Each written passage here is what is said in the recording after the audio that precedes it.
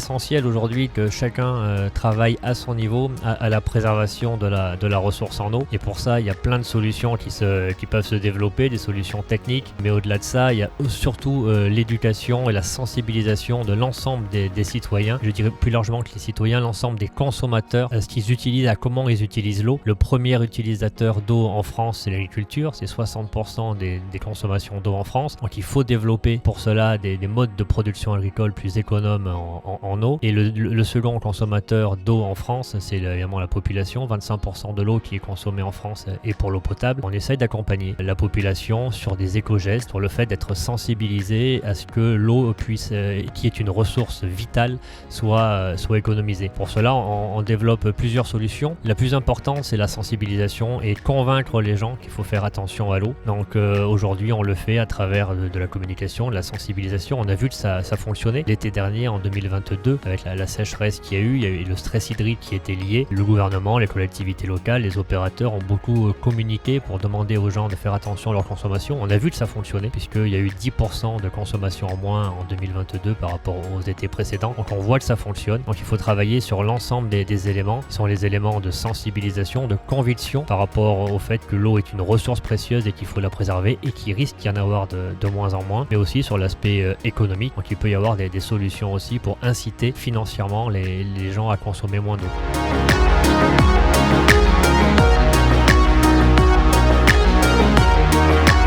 On dit souvent que l'eau n'a pas de prix, mais évidemment l'eau a un coût et ce qu'on paye à travers notre facture d'eau, c'est l'ensemble des services environnementaux qu'on rend autour de l'eau. Il faut capter l'eau, il faut l'acheminer, il faut la potabiliser. Ensuite, il faut l'évacuer, la traiter dans les stations d'épuration avant de la renvoyer au milieu naturel. C'est l'ensemble de ces actions-là qu'on finance et que le consommateur paye à travers sa facture d'eau. Donc l'ensemble de ce panel d'actions, on va plutôt vers en effet des augmentations de coûts parce qu'on est une industrie plutôt à coût fixe. La quantité importante d'énergie qu'il faut pour potabiliser l'eau en amont et pour traiter les eaux usées en aval se font évidemment impacter par l'augmentation récente des prix de l'énergie. Et même si les consommations d'eau baissent, on va aussi aller vers deux éléments sur lesquels il va falloir beaucoup investir dans les prochaines années qui risquent de renchérir le prix de l'eau. Le premier, c'est l'investissement dans les réseaux. Aujourd'hui, plus de 20% de l'eau qui est dans les réseaux part à la nature parce que les réseaux sont fuyards. Donc c'est 20% d'eau qui est gaspillée et là-dessus, donc il va falloir investir plus fortement dans les réseaux. Aujourd'hui, on investit